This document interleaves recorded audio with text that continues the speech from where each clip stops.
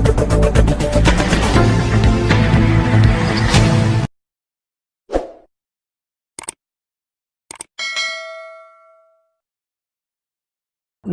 मैं मित्रपाल, आप देख रहे हैं BMUK टीवी।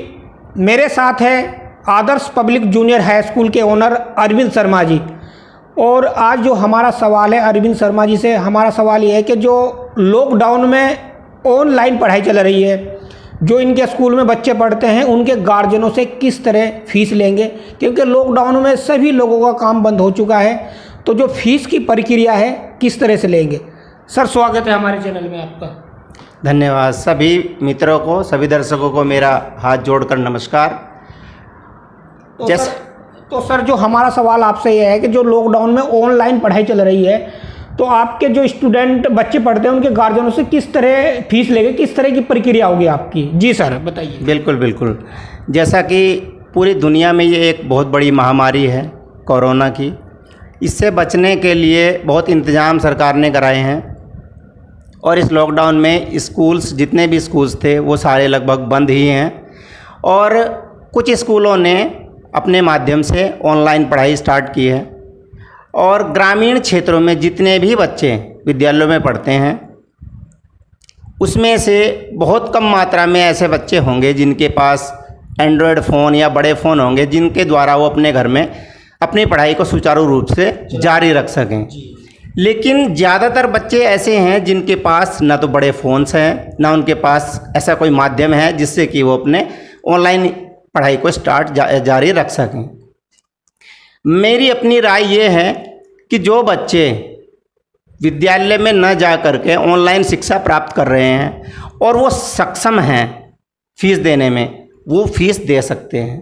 परंतु जो बच्चे ऑनलाइन शिक्षा प्राप्त उन्होंने नहीं की है और वो घर पर ही रहे हैं और वो फीस देने में भी सक्षम नहीं हैं, तो ये दायित्व बनता है स्कूल का, उनके प्रिंसिपल्स का, उनके ओनर का, कि वो उनकी दशा को देखते हुए उनकी कम से कम 3 महीने की फ़ीस माफ़ कर देनी चाहिए। इस महामारी में सभी को सहयोग करना चाहिए। जी चलिए सर, और दूसरा सवाल हमारा ये है, जो इस लॉकडाउन में किस तरह स्कूल खुलेगा, उस क्या प्रक्रिया होगी। देखिए, जैसा कि हम लोगों को सुनने में आया है और सरकार जो गाइडलाइंस जारी कर रही है उससे ये पता चलता है कि 15 जुलाई के बाद जो भी विद्यालय खोले जाएंगे वो नियम और शर्तों के आधार पर खोले जाएंगे।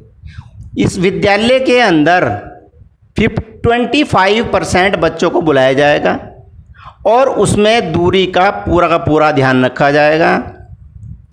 और जितने भी बच्चे विद्यालय में आते हैं सबको मास्क लगा करके बुलाया जाएगा, दूरी का विशेष ध्यान रखा जाएगा और उनको कम से कम 1-1 मीटर की दूरी पर विद्यालय में बैठाया जाएगा।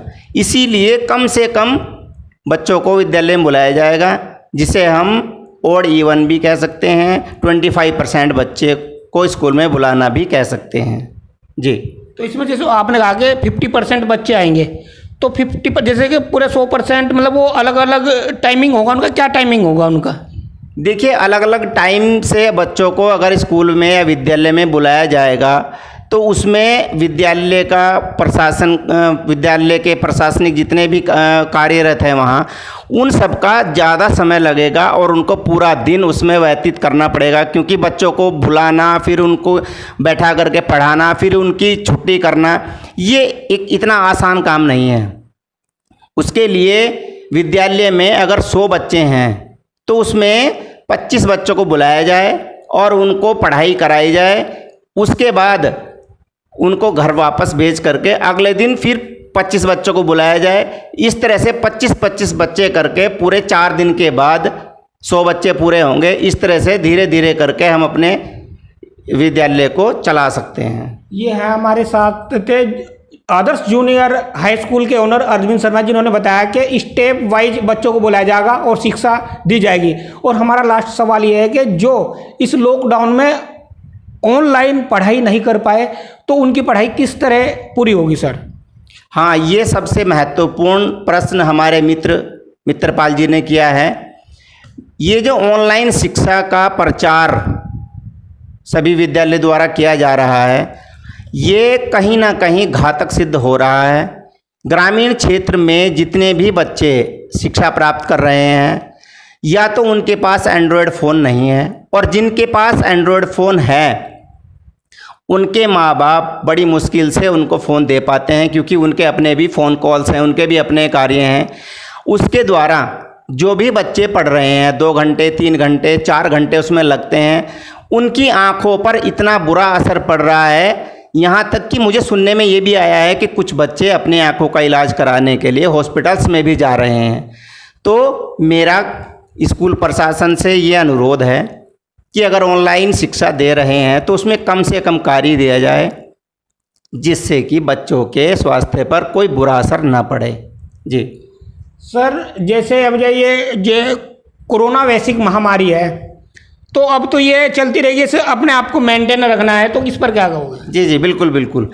ये जो कोरोना महामारी विश्व में फैली हुई है, ये अभी लंबे समय तक चलेगी, और कम से कम इसको 2-3 साल अभी और लगेंगे जब तक इसकी वैक्सीन नहीं आती।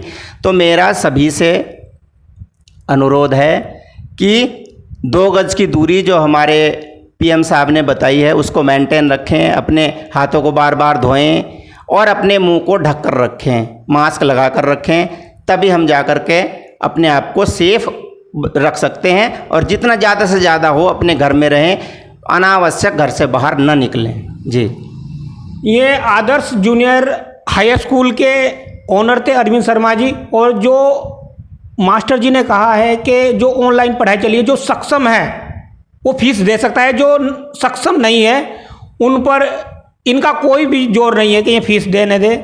अगर वीडियो पसंद आए तो वीडियो को शेयर करें, और चैनल पर पहली बार आए तो चैनल को सब्सक्राइब जरूर करें। धन्यवाद।